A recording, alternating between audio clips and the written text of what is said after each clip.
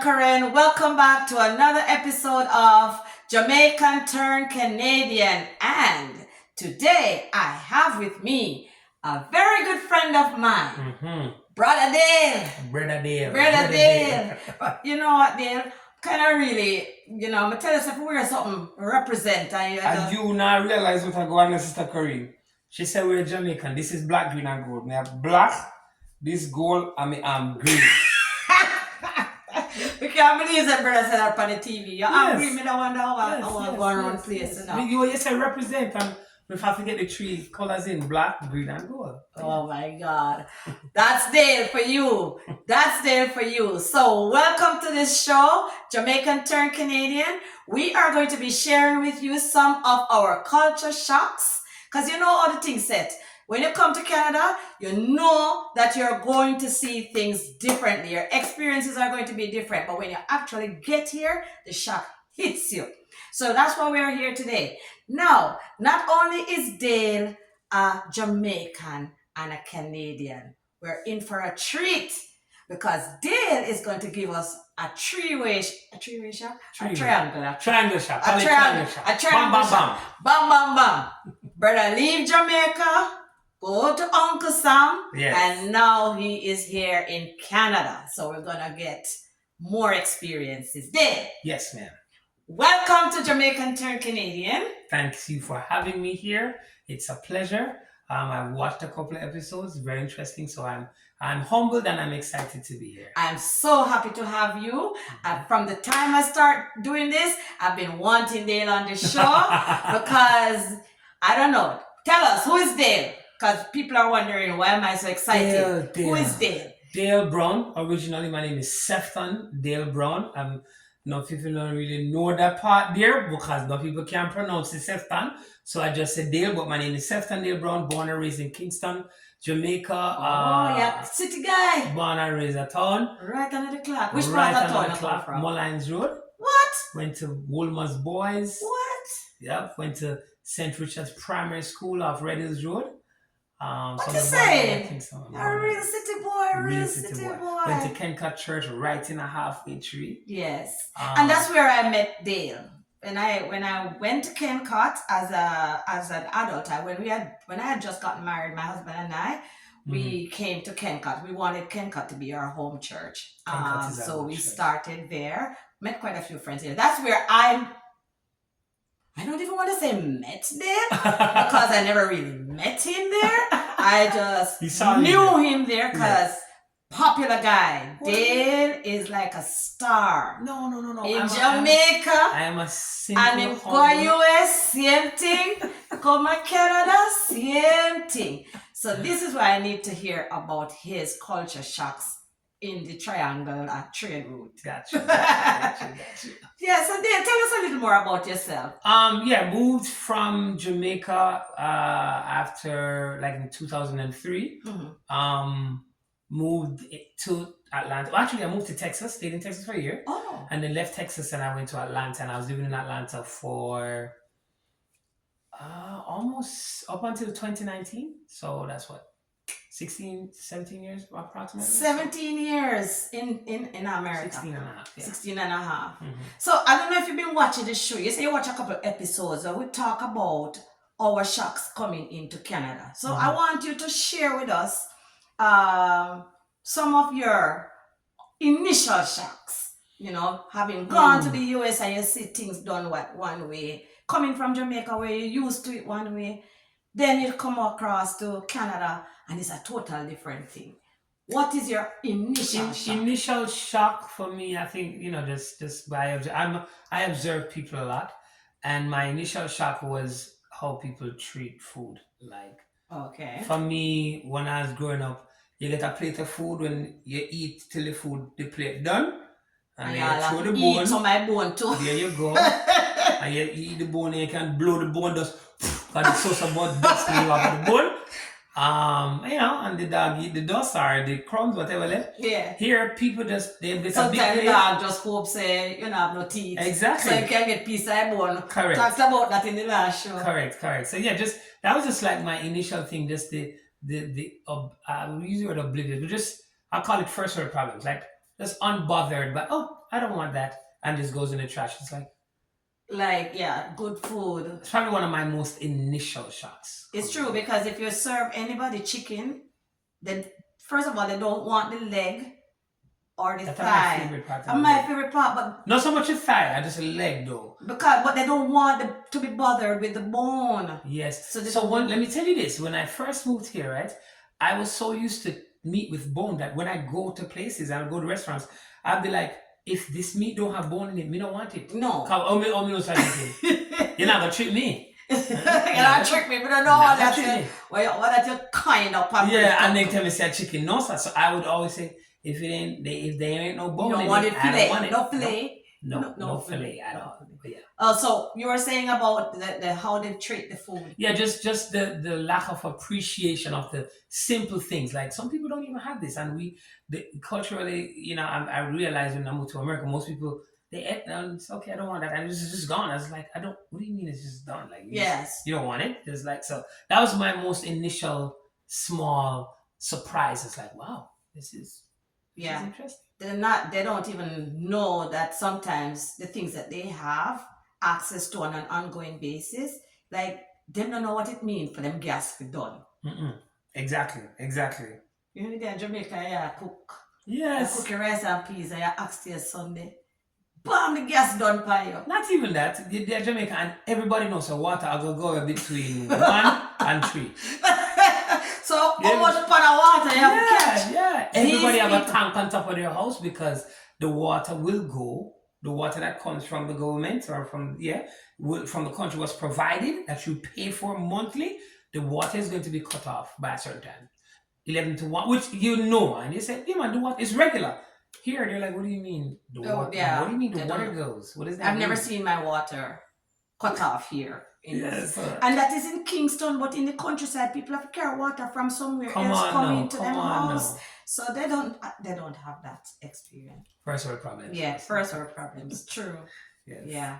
And they can't afford that too, because I remember when I came here, the first winter storm, ice storm, and electricity was went. And the people nearly freeze to death. All right, as I mentioned, winter. No, that was another big shock for me.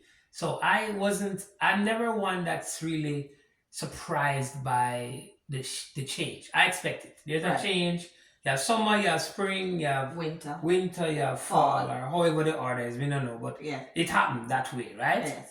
But my first winter here, I was like, no, sir, people can't live in that place here. This is a murder. Because why am I outside scraping off my car? Yeah. Why is there ice on my car? Why am I stepping? I cannot see the ground, but we know the ground is there. And at 3 feet, I have to step down, feel my foot disappear in our white sun. Ice crush ice. That's not really what But you were in America, they had snow there. So yes, so in America they had snow, but so the 3 or 4 years, I lived in Atlanta. In the Christmas time in Atlanta, we can have a barbecue outside. Because it's literally warm. It's cool. It's like Jamaica. Well, it's not hot, but it's not cold enough to even, you can wear shorts and a t-shirt and you're good. Yeah. January, February gets a little colder, but it's not. When my friends in Atlanta talk about cold now, I laugh at them because I'm like, all right, really? So no snow? No, snow cousin. We get like snow friend. Yeah. Snowflakes. Snow like. No snow. It probably snowed. I remember we had snow once or twice. This much snow and everything shut down. Here, which was a big shock for me. Here it's wait. There was snow and the whole place. It wasn't even snow. It was. I think they said it was ice on the road. Mm-hmm. It was this much snow. It wasn't sticking because we don't have snow like that. So and the place is so hot. By the time the snow reached the ground, it gone. But they said there was ice on the road. Yeah. I mean, people were backed up in traffic for 5, 6, 7 hours. For a little bit of ice on the road. Little bit of ice on the road. But you come Canada. People are play a game out. People are running around in the same snow like it's nothing. Yeah. In 3, 4 inches of snow. So you say place shut down, but in Canada, when there's a blizzard, people get up and gone to work. Everybody's gone to work. Everybody's still out living their best life. And I mean, unless it's like hazardous to your health now, or not even hazardous, but like an unhealthy space or like detrimental to your health. That's the word I want to use.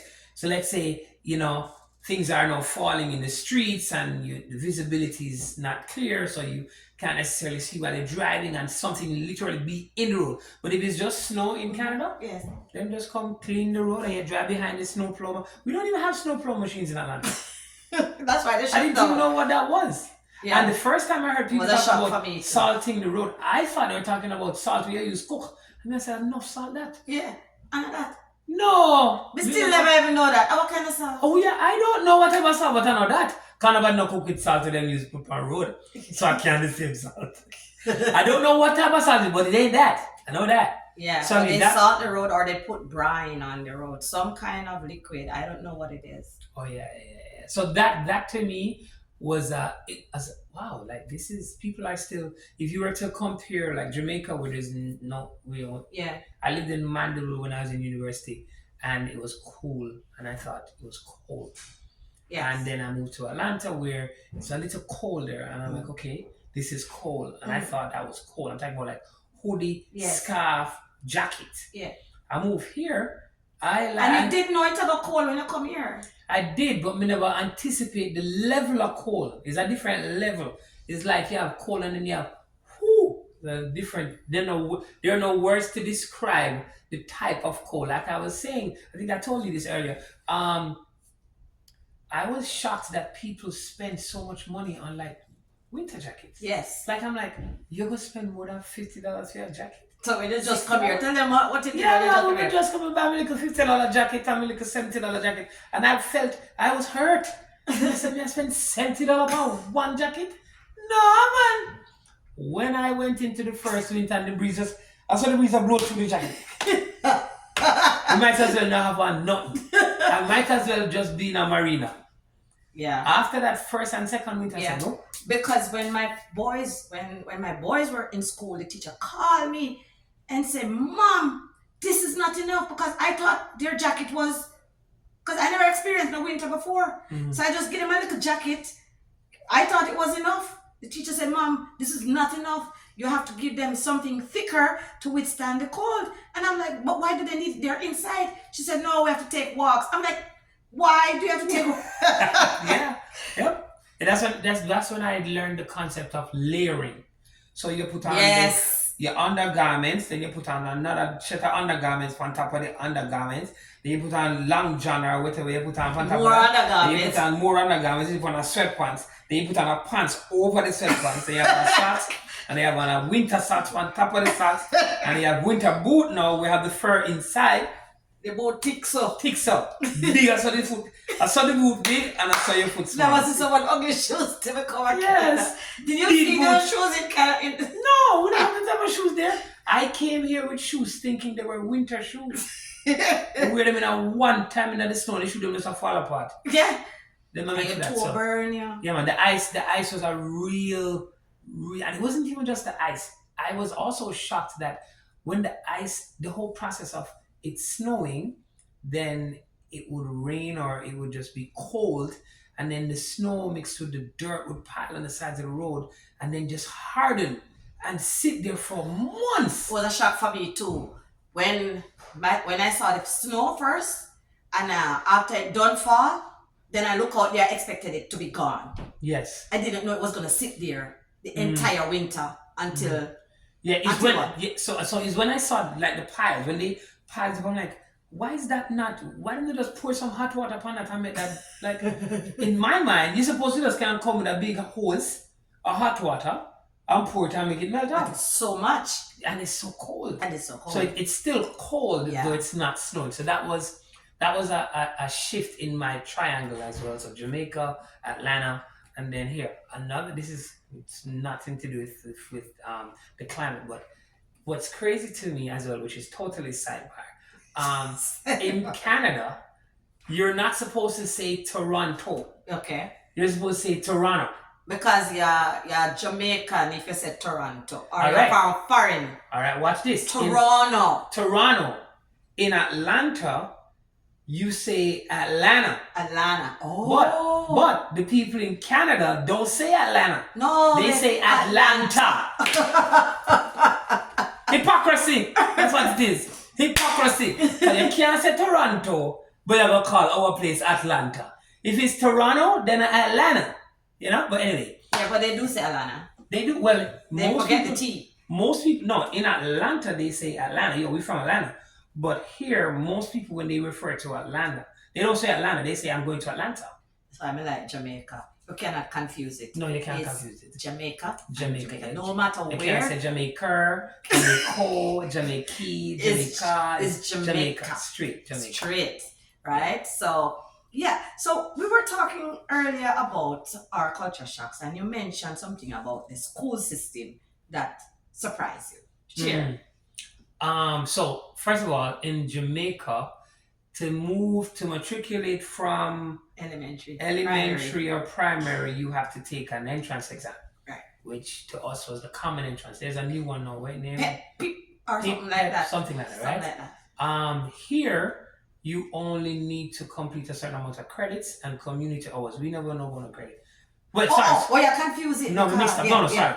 In Jamaica, you have to do the entrance exam to get into high school. Right. Yes, here you just go straight into high school. Your age carry you there. And then in Jamaica now, you could live Timbuktu and go high school down at Timbuktu 1. Yes. Here, you have to go to the high school that you're, what's it called, region or what do you call it? Yes, zone. It's you have to go where you're zoned. In your community. You have to say community. In your community. Antiquality. Community. That's what we're already from. I'm a friend. Can't say that. So that was a big thing for me, like being able to just understand that you can just transition from. If you want your kid to go to a certain school, you have to move into the community. Yes, but here, that's what you have to do here. Yeah. Jamaica, I lived in Portmore and I was going to Woolmonths, which is. Oh, you gone? They moved up Portmore? Yeah, I moved up Portmore from the cemeteries. Everybody got Portmore. What is this? Everybody on this show, all the men I have interviewed on my show have lived in Portmore. Well, they're probably nice men. They're probably really nice men. Yeah, they're nice men. Portmore is a really nice place. When I was living in Portmore, I don't know what it's like now. My parents live there. Shout out to mommy and daddy. But Portmore is a nice place, nice city when we were living there. But yeah, Woolmonths for me was a solid hour drive in traffic, hour and change. Yeah. But I lived in Vere, Clarendon, and I went to Glenmuir, which is like an hour away. Ooh. Yeah, I went to Glenmuir. So because we're not set up like Canada, where there's a high school in every community, and at that time I did pass up my common entrance with my big score, so I get to go to the upper class school, and where we drive go. Correct. Because we want to go to those schools. Correct. Now and then the transition was from out of high school. Now that's the next thing where you have to complete a certain amount of credits.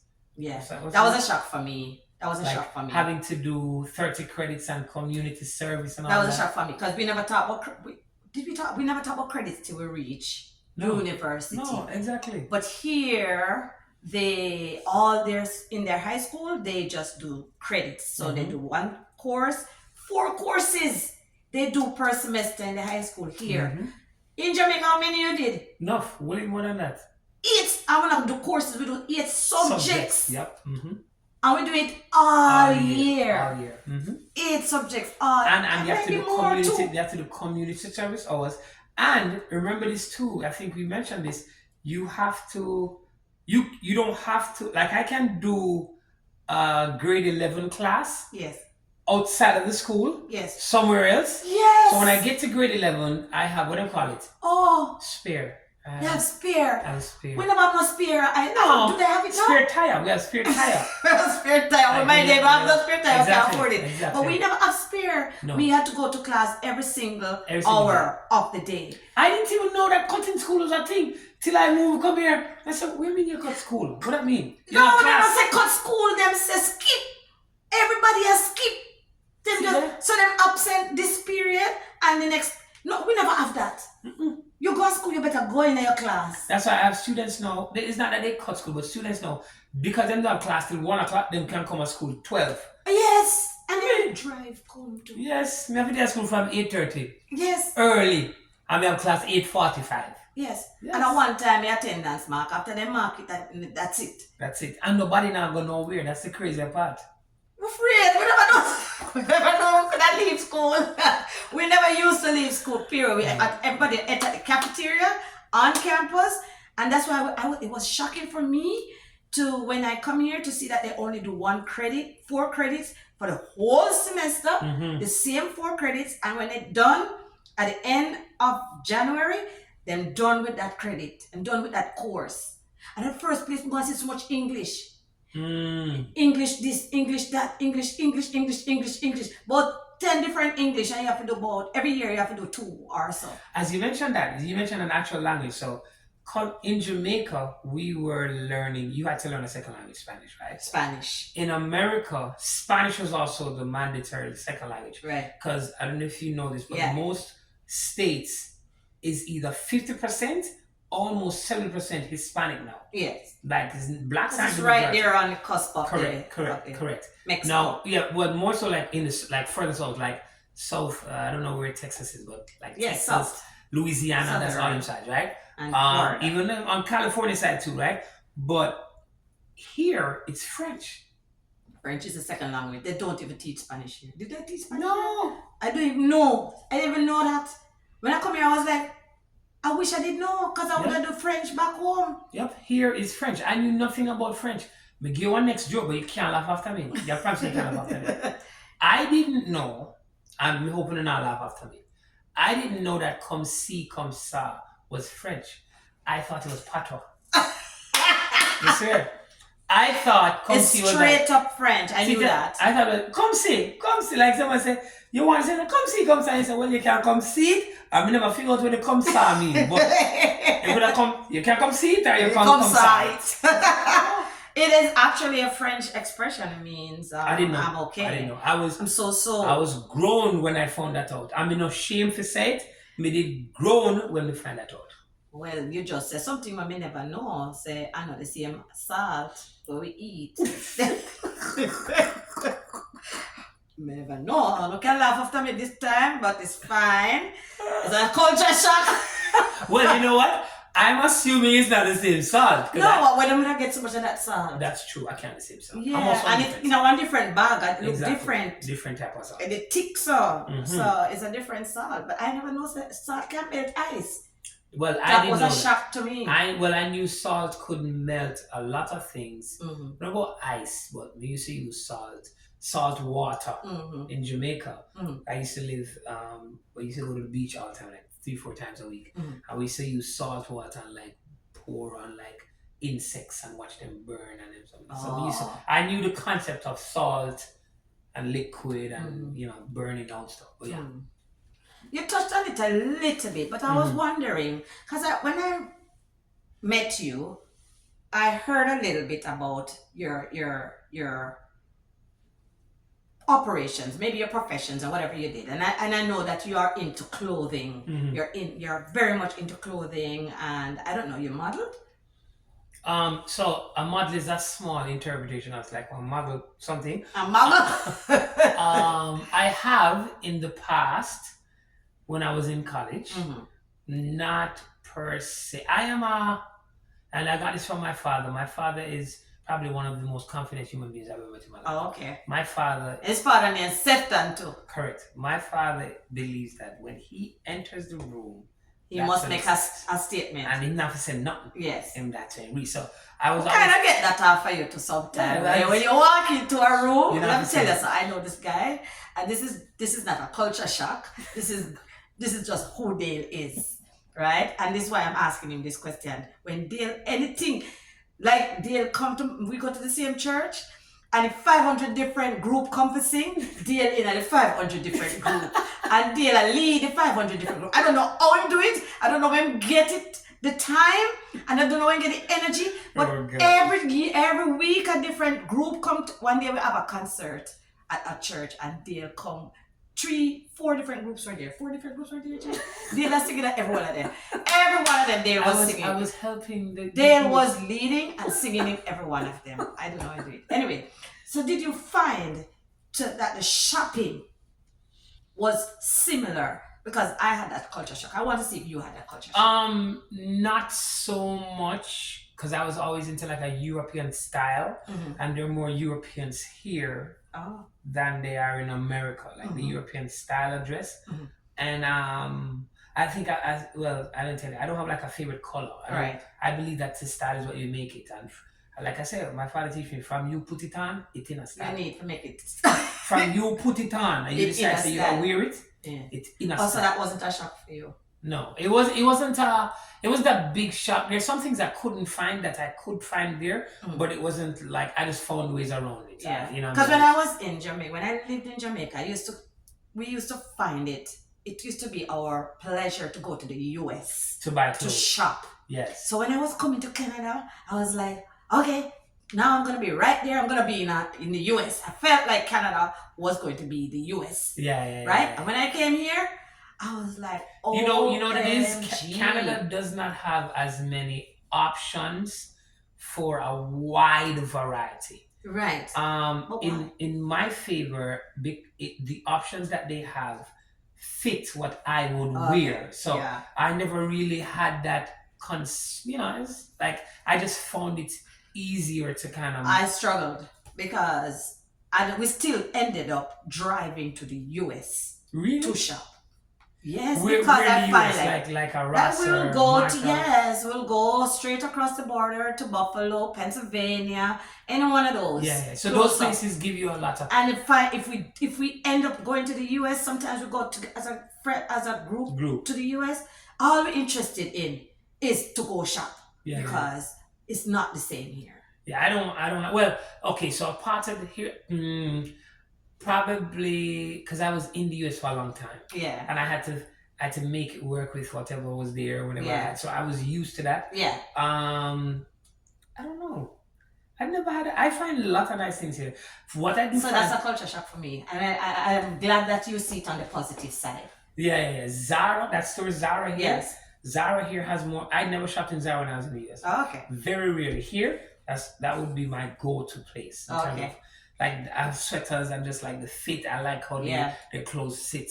I liked the idea of going to Macy's, J.C. Penney's, and all those big box stores. I just used to like that because you could go in, you could find clearance items, really nice things, things that are good quality fabric. I didn't find that here. That was a shock for me. I still end up not liking to shop here. I understand that. But what about your singing career? Because you were singing in Jamaica. Yes, so I've been singing all my life. I started singing when I was... If you don't know, look him up. Dale Brown. I wonder what I'm going to find you as. Because he has a YouTube channel. What's your YouTube Dale channel? Brown and Truth. Dale Brown. Or just type in Sefton Dale Brown. You find it. Sefton Dale Brown. I'll put it in the descriptions below. Sefton Dale Brown and Dale Brown and Truth. Look up that YouTube channel. And he also has another channel called Acoustic Energy, where he talks to other musicians and stuff. When you look at it, you'll say, oh, that's him. Yes, that's him. That's Dale. So Dale, you're used to going around all of the US singing and so on. But from you come to Canada, you're going to other province? Yeah, man. I've done Ottawa. I've done Ottawa, province. Oh, and a province at there. Sorry. Apologize. Ottawa is actually the capital of Ontario. Sorry. Montreal. Yes. That's the next province? Quebec is the province. Okay, so I'm going to go Montreal, I'm going to go Vancouver, go sing. Yes. You've been to Vancouver? Mm-hmm. Okay. Vancouver, Montreal. And how do you compare them? Jamaica, Alberta is US, what? Another province. See, the man, so we don't go province, man. Yes. I'm waiting for province. Not Ottawa. So, I want to hear, was there any difference in the warmth, the reception, the energy, vibe? Jamaica, US, Canada. So this is a deep question because how I sang in Jamaica changed when I moved to the US. Not changed in a bad way. In Jamaica I was into more a cappella groups. Right. And then I had a couple of little groups, but when I moved was big things in Jamaica, especially in our church. Correct. Millions of groups. Sorry, that's an exaggeration, but so many groups. So when I moved to the US now, a cappella wasn't really a thing like that, and praise and worship style was really a thing. So I started with a choir, and then I started a group. I was in a group called Soul, Sounds of His Love. and I became the director of that group, and then I started my own group called Dale Brown and Truth. And then from there, I started traveling on. So the reception was different because most people who appreciate the acapella sound, they're more in awe of the intricacies of the sound. Most people that appreciate the praise and worship sound, they're more in, not necessarily awe, but they're more in, they stay in worship more than they stay in music mode. Yes. Right? So comparing Jamaica to the US, that would have been the big shift, which created a different demographic kind of people that would be in the audience. The US to hear now, funny you may say that. I always tell people Americans sing with way more soul, respectfully, than Canadians. Yeah. And in talking about it with people from here, it's almost like most Americans, most people in the African American community, they have something to feel. They feel the pain and the passion in the song. So it comes out in how they express it, which is why most of them are more expressive. So I'm not saying that Canadians don't have soul. I'm just saying Americans they're a little softer on the they're more on the receptive side. More on the, they sing within the confines of what they think it should sound like. Okay. Americans just, if they feel it, they just blast out. They're giving you everything them have.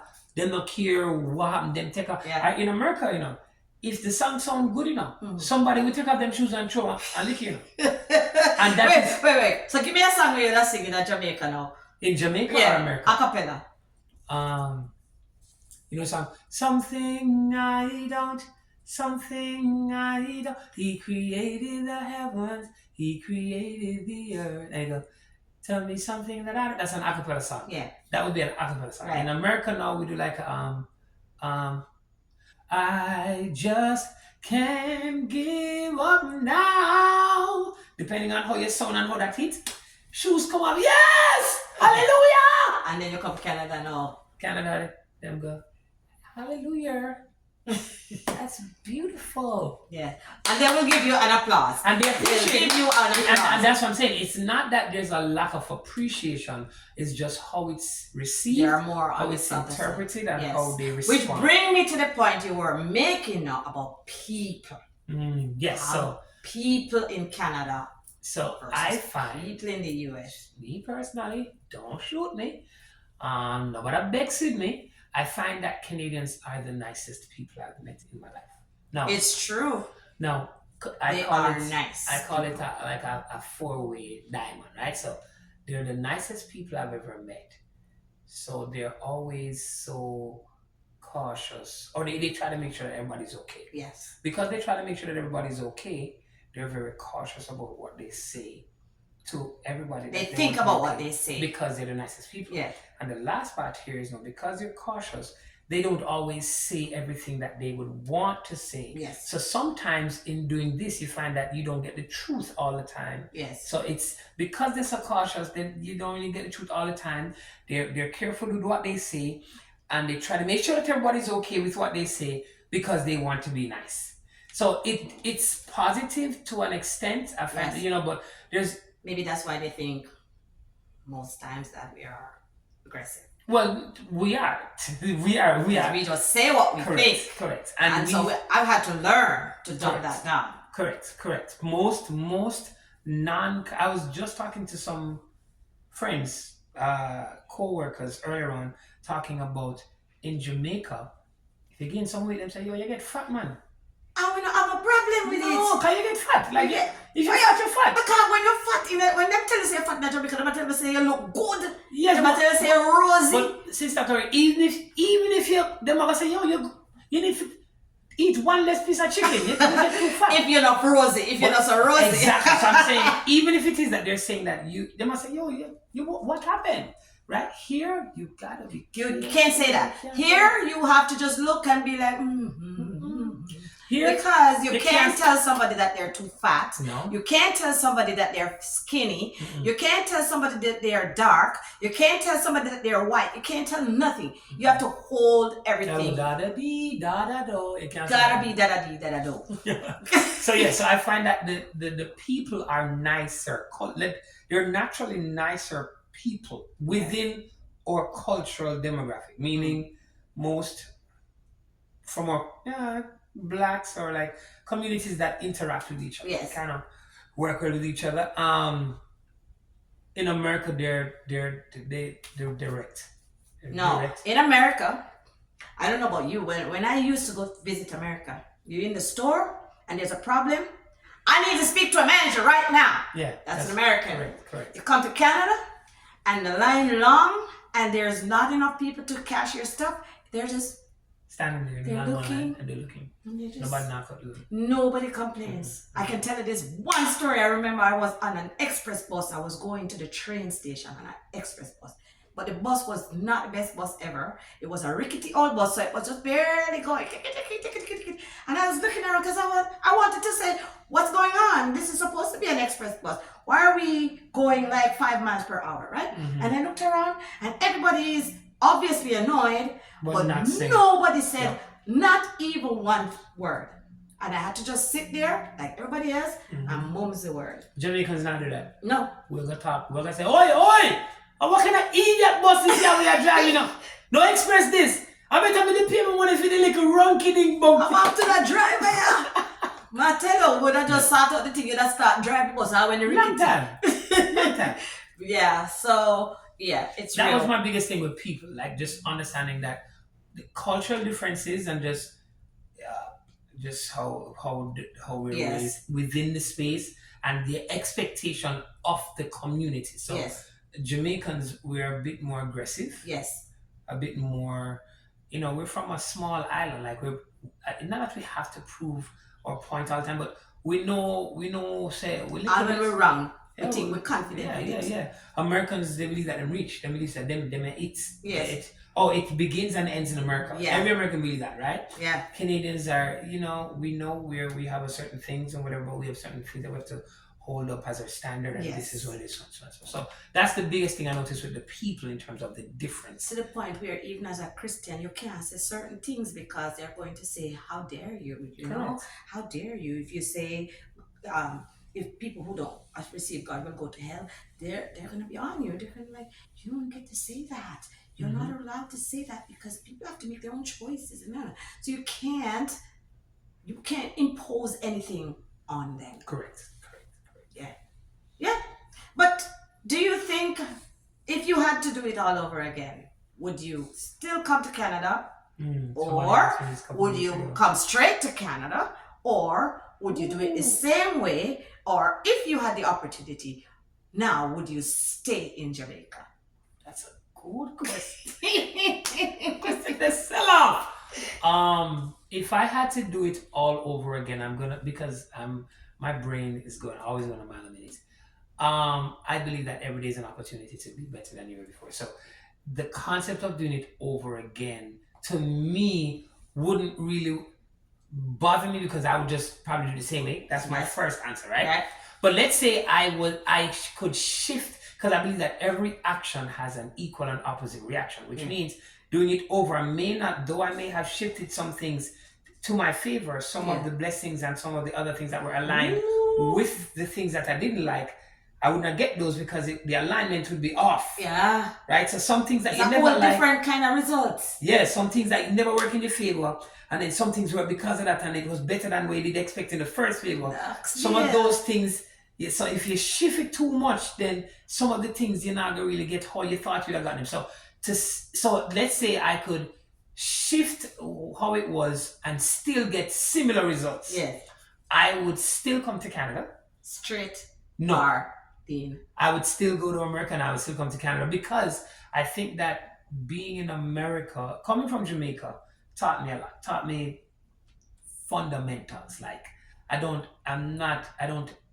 there's no lack of appreciation for little things. Like I appreciate everybody. I respect everybody. I appreciate everything. I like that. I appreciate it. I don't take things for granted. Like that's what America taught you. No, that's what Jamaica taught me, to not take things for granted. Okay. America now taught me that you have to, anybody that you see, you have to don't what's the word I want to use? Don't underestimate the person in his face. So I lived in Atlanta where you can be sitting down beside Shaquille O'Neal's manager. Okay. Or I can be sitting on Kirk Franklin's road manager is over there in the next room. Yeah. And if he's just sitting there eating. Yeah, in Jamaica wings, it wouldn't be like that. But so you can't judge anybody. You have to just be an authentic version of yourself where you are. And then coming here, Canada is a very family oriented. When I came in here about Family Day, we said, what do you mean by that? Yeah, what is it? They said a day is a holiday of family. I was like, I don't understand what that mean. What do you mean? So nobody know nothing. What do you mean? And then places close. Walmart's don't close in America. Walmart's do not close. That's a shock. And multiple stores don't. Everything close at 9, maximum 9. I was like, what do you mean? What do you mean close? What do you mean close? Them said the stores are closed. I said, I hear what you're saying, but what do you mean? Like, they lock? Nobody know in there? Casey done everything. You can't get nothing feet after certain hours. Exactly. So, and that is all in an effort to create family time. Yes. Structure. Yes. The assumption is that when the places are closed, people are home, people are in bed, getting ready to start the other day. All that is a part of the system to create some type of structure. Yes. Consistency in which the is rotation. The good thing about Canada. Yes. So that I wouldn't change that. I think that's healthy. I think that's something that I would need personally. And I wouldn't take away my years in America. If I could have done some things differently, I'd have done some things differently in all three places. Okay. So I wouldn't change the progression. I wouldn't change how it happened, but I would change what I did in Jamaica. Some of them, I'd have changed some of the things I did in America, and some of the things I did. But you do it the same way. 1,000%. Same triangle. 1,000%. Same triangle. Wow. And if I could get some of Canada in Atlanta, I like Atlanta, so. Yeah. But I like Canada too, so. Okay. I don't know. I have to think about that question for myself. I'm not able to answer it as eloquently as you just did. Yeah. But before you go, Dale, we need one little more note from you, So give us one note because we have to sell you. We have to sell you one of the people. Let me give one gift first. I'm bring one gift for you, but I'm bringing a gift. Oh, so here's the t-shirt. Gift. Oh my gosh. It says for your channel? No, this is my brand called Music is Life. So this shirt says "Me nah go complain." Oh. I don't know if this is backwards or I don't know, but it's probably NGC. Nah go complain. So that's straight Jamaican. You have a song called "Nah go complain"? I have a song called "Me Nah Go Complain." God. This is our latest live. Oh my God! You see why I wanted Dale on my channel? Oh my God! I got a gift. And you get a bag too. So I get a bag. Yeah. So Dale, give us one line of one of the song them from this. Give us a chorus of one of them songs here. Oh my God! So I'm gonna have to put it on my channel. I'm going to. Where is this? Where they can find this? So this is not even out yet. This is a live album, so you can't find this anywhere. Not you yet. You have to literally. It's coming. It's coming though, but yeah, not out yet. What song we can give? And on it is Dale. So let me just put it up closer. It's Brother Dale. Brother Sefton. And it says Route 7 by Dale Brown. And this just simply means we're on a journey to perfection, but God sees us as perfect in the state that we are in, as long as we put our trust and faith in Him. Awesome. So we're on Route 7 is the number of perfection. Yeah. And we're on that journey as Christians to that being perfect. But just know that God sees you as perfect as long as you're trusting Him and putting all of your faith and hope in Him. Wow. So, you know what I'm going to do? I'm going to wrap up the show because just in case this thing cut off, I'm just going to say thank you so much, Dale, for coming, but we still want the song. But thank you so much for coming to my channel, and I'm going to get a copy of this and put it in so people can see it. Yes. And we're going to encourage you to visit. I'm going to put his descriptions below for Dale Brown and Truth. And if you like my this conversation, I'm going to invite you, please subscribe to my channel, like this conversation, and share with a friend. And let us hear your story of your shocks when you came to Canada. Dale, thank you so much for coming. I love it. Let's hear. Tell the people what they expect to get from this. This is bad. This is Give them one line. I have a couple of albums. The song called Determined. I have a couple, 2 gospel reggae songs in here, but the song says, I am just a sinner, searching for direction, trying to find the answer. Before I ask the question, I need your light to guide me. Show me all that I'm supposed to be. Keep going, keep going. See, I am determined to make it through. Gonna keep fighting till I'm made new. I am forgiven. I love it. Forgiven in you. Aww. Boom. Boom, Dale. Thank you so much. My I pleasure. really appreciate it. Thanks for the gift, for No sure. problem. And I wish you all the best with your album. Yes, ma'am. And I hope people will support you on this one. That's it for us at Jamaican Turned Canadian. Thank you so much. Wonderful. Bye-bye.